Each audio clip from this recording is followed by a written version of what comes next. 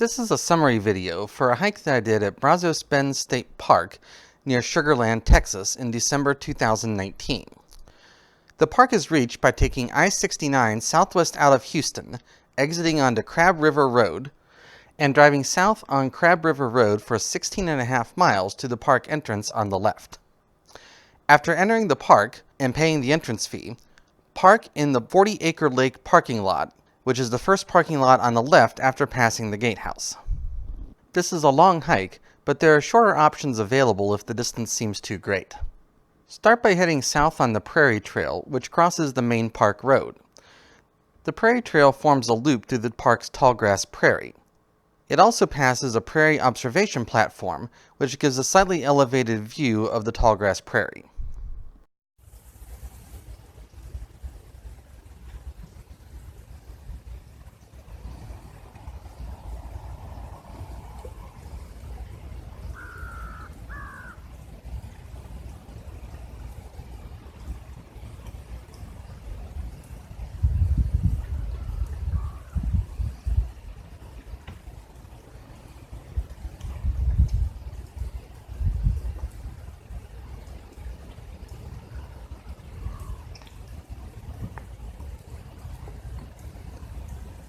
Just past 1 mile, the trail angles left to briefly follow an asphalt maintenance road before continuing its northbound course on the east side of the prairie.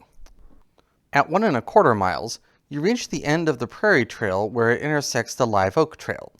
If you wanted a short hike, you could turn left on the Live Oak Trail and return back to the 40-acre lake parking area in only a few tenths of a mile. To hike the longer loop, turn right on the Live Oak Trail and begin heading an eastbound course in a nearly straight line on the Live Oak Trail.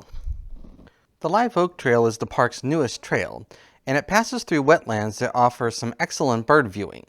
It also passes numerous large live oak trees.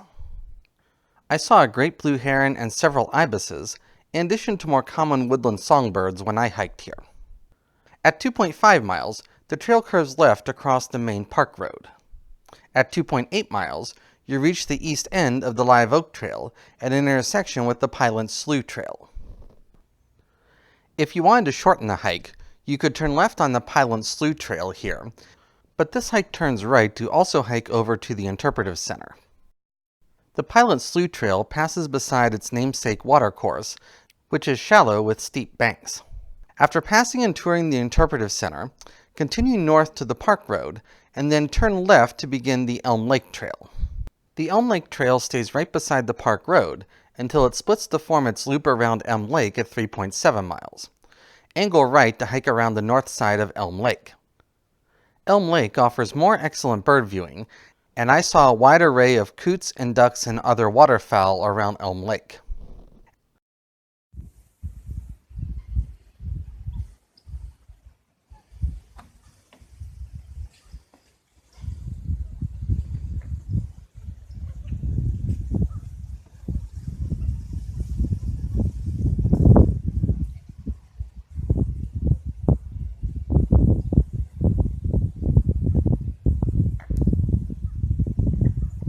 At 4.2 miles, you reach a trail intersection with a lot of benches at the northwest corner of Elm Lake.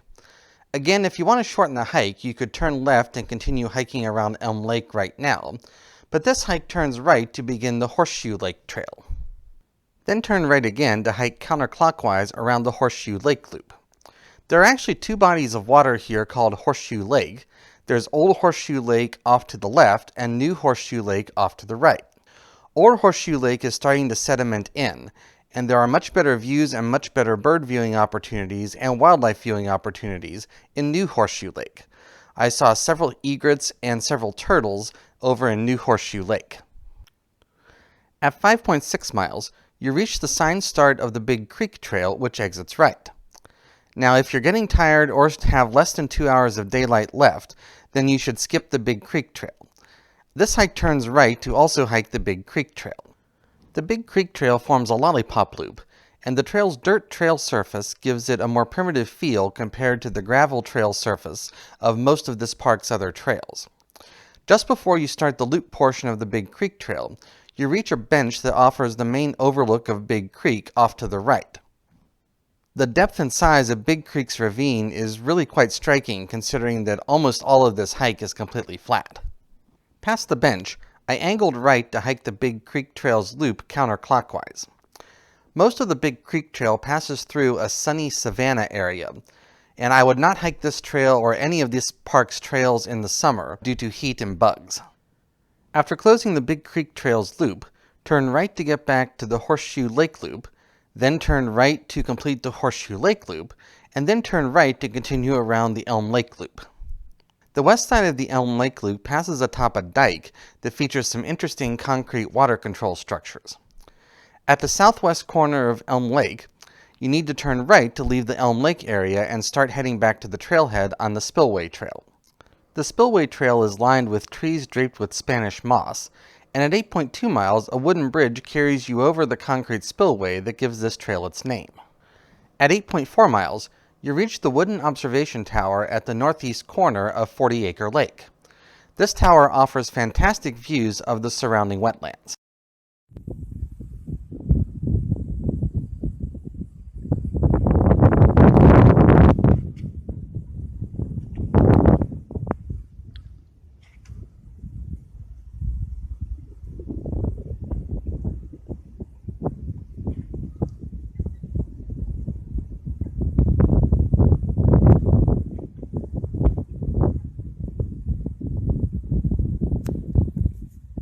Continuing west will take you around the north side of 40 Acre Lake. After this, the trail curves left to take you back to the parking lot at 40 Acre Lake, thus completing the hike. This video is part of a project called Parking Part-Time. The goal of this project is to display the glory of God's creation in its natural state by visiting every state park, national park, and national forest in the contiguous 48 states. If you like this video, please click the thumbs up button and the subscribe button. Thanks for watching, and until next time, I'm Big Dave the Parker. Take care, and Lord bless.